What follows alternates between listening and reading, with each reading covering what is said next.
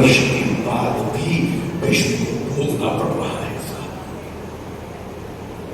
तब मैं प्रश्न कर रहा हूं कि गंगा पुत्र भीष्म उसके पापों को भी गंगा दूर नहीं कर सकी, उसके पापों का नाश नहीं कर सकी। कर्म का सिद्धांत भीष्म पर भी लागू रहा। तो आप और मैं ये सोचे कि हम एक डुबकी लगा लेंगे और हमारे पापों का क्षय हो जाएगा, कभी होने वाला नहीं है। अपने कर्म ठीक करो, कर्म ठीक करो। कर्म का सिद्धांत परमात्मा कभी तोड़ता नहीं है, ध्यान देना। कर्म बहुत महत्वपूर्ण है। आजकल भागवत जी मृत्यु के पश्चात होने लगे। हमारे कोई गुजर जाते हैं, किसी की मृत्यु हो जाती है तो हम कहते हैं भागवत जी करा दो उनके नाम की। गोकर्ण जी ने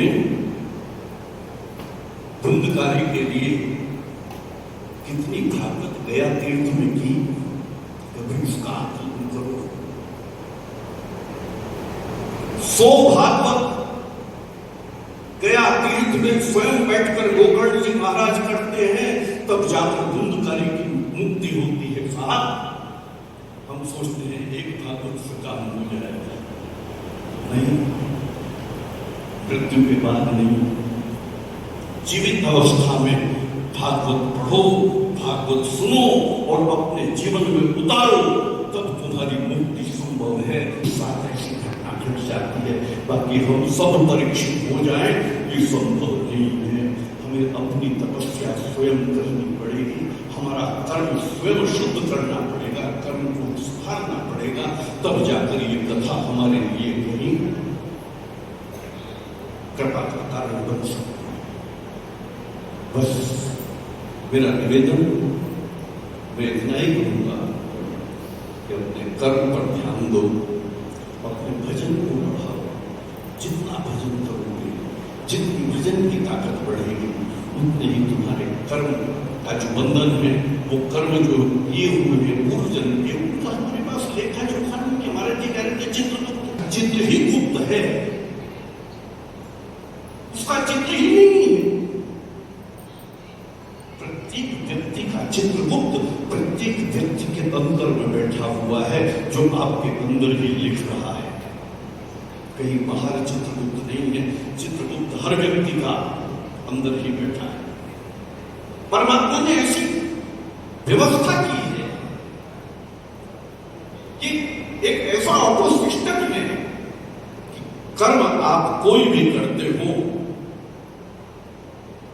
कितना भी छुप कर करते हो, कैसे भी करते हो, कितनी भी चालाकी से करते हो, लेकिन अंदर बैठा हुआ चित्रगुप्त ये कहता रहता है कि कर तो दिया तुमने, सफल तो तुम हो गए, लेकिन किया तो गलत ही है। चित्रगुप्त अंदर बैठकर गलत लिख देता है। वही आपका विवेक है, वही आपका चित्रगुप्त है। लोग कहते हैं महाराज जी कुछ हमें ऐसी बात बताओ ना जो हम अपने जीवन में कर सके। तुम ऐसा क्या कर रहे हो जो तुम्हें नहीं पता है?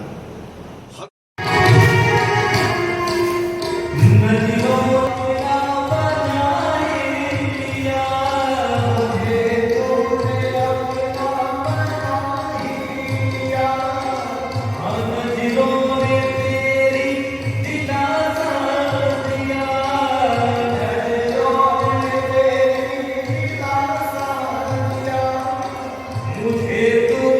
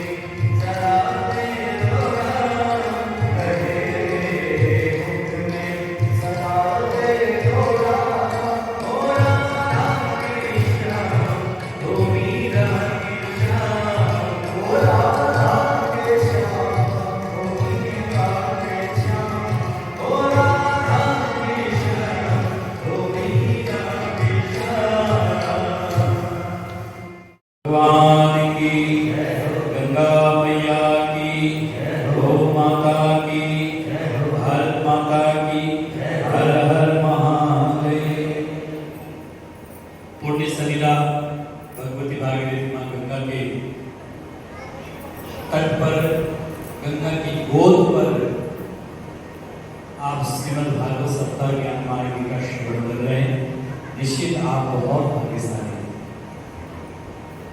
व्यासपीठ पर विराजमान श्रद्धेय पूज्य आचार्य जी, जिनके मुखारबिंद से विशुद्ध कथा का श्रवण कर रहे हैं, ऐसे महामंडल स्वामी शिवानंद जी महाराज और हमारे परम श्रद्धेय परम पूज्य पाद हमारे परम मित्र पूज्य स्वामी विश्रानंद जी महाराज अभी अभी नर्मदा की यात्रा करके आए हैं। जोशी जी, हम लोग को मत जा नहीं सकते, अब हम इनकी परिक्रमा करें और परिक्रमा जो है नर्मदा की कुछ तो कृपा हमें भी हो जाएगी। ऐसे हमारे पूज्य स्वामी विश्रानंद जी महाराज सरलता सहजता निर्मलता की साक्षात प्रतिमूर्ति पूज्य स्वामी रामानंद जी महाराज और इस कथा के आयोजक हमारे अत्यंत स्नेही अनेक सामाजिक धार्मिक आध्यात्मिक संस्थाओं में जो निरंतर अपनी ऊर्जा से सिंचित करते हैं, ऐसे हमारे आदरणीय श्री प्रकाश जोशी जी और समस्त जोशी परिवार और हमारी माता जी जो प्रकाश जी की धर्मपत्नी है, बड़ा स्नेह करती है हम लोगों से, जो माता जी है और हमारे जिनके बिना हम लोग कोई कार्य का संकल्प नहीं कर सकते, सोच भी नहीं सकते, ऐसे हमारे आदरणीय डॉक्टर श्री योगेश पांडे जी, उपस्थित माताएं बहनें भक्त विश्वजनों, वैसे तो आप सब कुछ श्रवण कर चुके हैं और कुछ एक शेष रहा नहीं, जहाँ व्यासपीठ से व्यास गद्दी से श्रीमद् भागवत कथा श्रवण करने के पश्चात और उसके बाद महामंडल स्वामी शिवानंद जी के प्रवचन के पश्चात तो शेष नहीं है, लेकिन फिर भी कुछ व्यासपीठ से और आदरणीय श्री प्रकाश जोशी जी से ये अनुमति हुआ कि कुछ दो शब्द बोलने हैं। निश्चित ही आप भाग्यशाली हैं, से परम पवित्र तीर्थ है जहाँ पर साक्षात अच्छी हुई माँ सती का जन्मस्थान और भगवती माँ दुर्गा यहाँ पर आकर स्थिर हो जाती है। ऐसे परम पवित्र क्षेत्र है कंथल का, आप सब भाग्यशाली हैं, कथा श्रवण कर रहे हैं और वो भी पुरुषोत्तम मास। मलमास भी कहते थे, लेकिन ये रोता हुआ गया भगवान के पास, कहने लगा प्रभु मुझे कोई मानता ही नहीं, मुझे सब लोग चीजें दूर करते हैं, सब लोग कहते हैं हमारे मंदिर में मत आना, तो बड़ा रोता हुआ गया। तो भगवान ने कहा क्या करो? बोले भगवान ऐसा कर दीजिए, ये जो पंगल बात कर रहे हैं ना, मैं इनकी पंगल से भी ऊपर हो जाऊं, ऐसा कोई व्यवस्था कीजिए।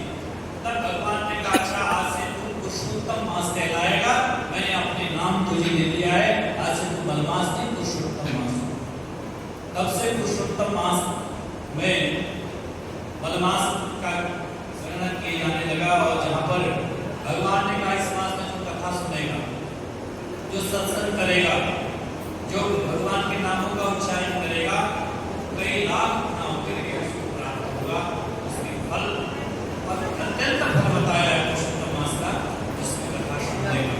लाभ बहुत है, समय काफी हो चुका है, आप लोग भी सोच रहे होंगे कि कब जो है यहाँ से मिले घर की ओर चले, वहाँ पर फिर ताजा ताजा बढ़िया बढ़िया चाय जाते चाय की चुस्की दी जाए, ऐसा सबको लग रहा होगा। एक स्कूल में बालक से मास्टर जी ने पूछा बच्चों आपको हमारे स्कूल में सबसे अच्छे कौन लगे? तो सब टीचर उनकी ओर देखने लगे, बालक की ओर कि हमारा नाम लेगा हमारा नाम लेगा। तो बालक बोला कि सर हमें तो हमारे स्कूल में सबसे अच्छे वो घंटी बजाने वाले अंकल लगते हैं, जिनकी घंटी बजती हमारी छुट्टी हो जाती है। तो कहीं ऐसा न लग रहा हो कि ऋषि भागवत जी मुक्ति का साधन, परीक्षित रोते हुए आए, विलखते हुए आए कि मैं मरने वाला हूं। परीक्षित भाग्यशाली है, परीक्षित को पता चल गया कि मैं 7 दिन के बाद मरने वाला हूं, लेकिन हम लोगों को किसी को नहीं पता कि कितने दिन के बाद मरना। कम से कम उनको डेट फिक्स तो हो गई कि भाई 7 दिन के बाद ही मरना, लेकिन आप और हम लोगों को ये नहीं पता कि कितने दिन के बाद मरना तो सबको है, लेकिन कितने दिन। परीक्षित को पता चला कि ठीक 7 दिन के बाद मेरा मरण। परीक्षित गंगा तट पर है, न यमुना तट पर गए न सरस्वती के तट पर गए, परीक्षित गंगा तट पर। क्यों? ये बात कभी तपम क्रिया मरणम जानवी कभी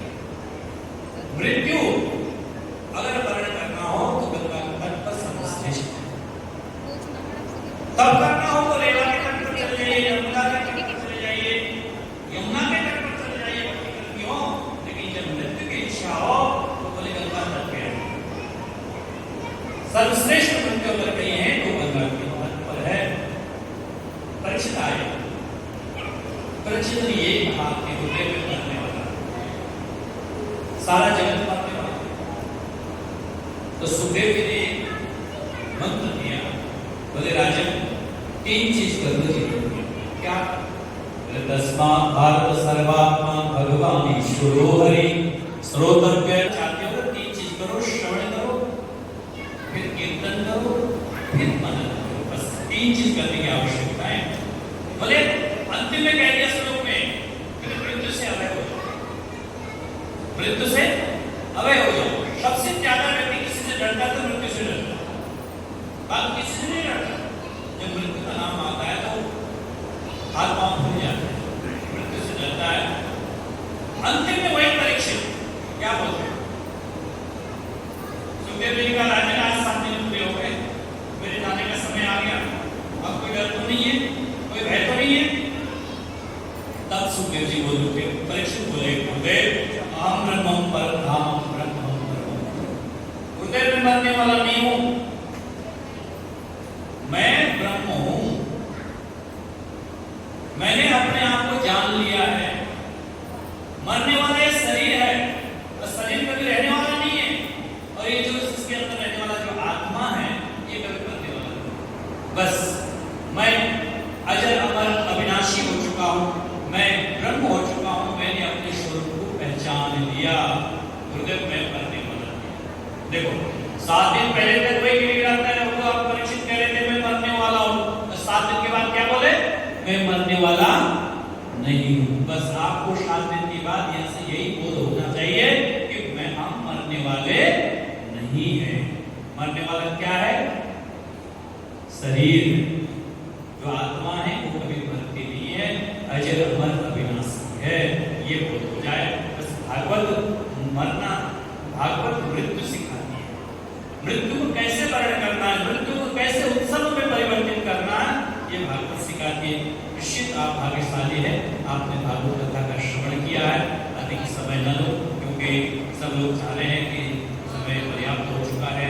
स्वयं गाजी वैसे आपको कह दो, अपनी इसी पीड़ा से गुजरते रहते हैं कि कथा पूरी हो जाने के बाद अगर व्यास में बैठना पड़े तो वो बहुत ज्यादा खलता है कि क्योंकि 3 घंटे से व्यक्ति बैठा हो। अच्छा जब तक बोलते हैं आपको पता नहीं चलता कि शरीर में क्या हो रहा है, लेकिन जैसे बैठना पड़े तब जो है थोड़ी सी होने लगता है कि अब कब जो है यहाँ से आरती करा करके रुक जाए। तो ऐसी स्थिति होती है। इसीलिए मैं भागवत भगवान को प्रणाम करता हूँ, व्यास जी को नमन करता हूँ। आपने हमें समय दिया और प्रकाश जोशी जी के लिए, संपूर्ण जोशी परिवार के लिए बहुत बहुत बधाई, मंगल कामना।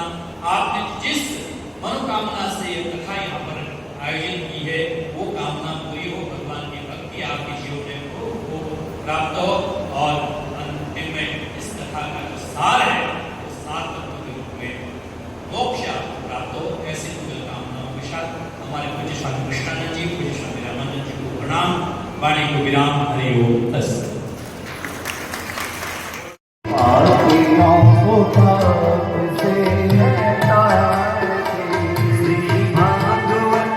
भगवान की है आरती, अपनों को पाप से है तरती।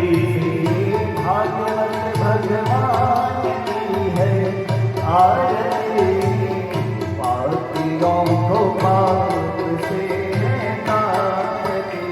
ये अमर ग्रंथ, ये मुक्ति पंथ, ये पंचम वेद निकाला, नव ज्योति जगाने वाला। ये अमर ग्रंथ, ये मोक्ति पंथ, ये पंचम वेद निकाला, नव ज्योति जगाने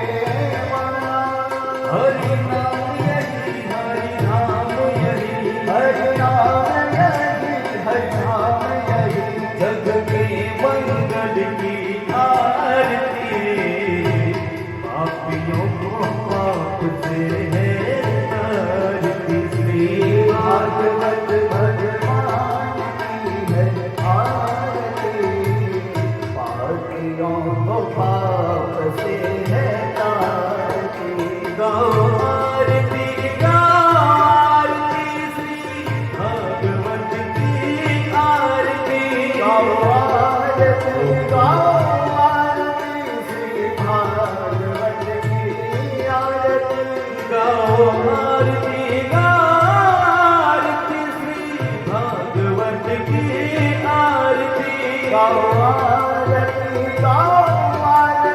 श्री भागवत की आरती। पापियों को पाप से है तारती श्री भागवत भगवान की है आरती। पापियों को पाप से है तारती। ये संत गीत पावन पुनीत पापों को मिटाने वाला हरि तरस कराने वाला। ये संत गीत पावन पुनीत पापों को मिटाने वाला हरि तरस कराने वाला।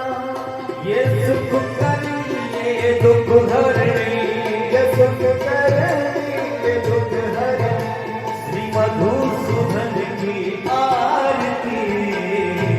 पापियों को पाप से है तारती श्री भागवत भगवान की है आरती। पापियों को पाप से है तारती। गाओ आरती श्री भागवत की आरती। गाओ आरती श्री भागवत की आरती। गाओ आरती श्री भागवत की आरती। गाओ आरती श्री भागवत की आरती।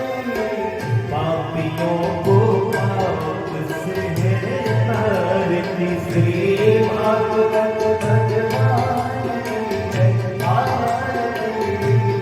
पापियों को पाप से है तारती। ये मधुर बोल सतपंथ खोल सन्मार्ग बताने वाला बिगड़ी को बनाने वाला। ये मधुर बोल सतपंथ खोल सन्मार्ग बताने वाला बिगड़ी को बनाने वाला। श्री राम यही घनश्याम यही, श्री राम यही घनश्याम यही, श्री राम यही घनश्याम यही, राम यही घनश्याम यही। प्रभु महिमा की है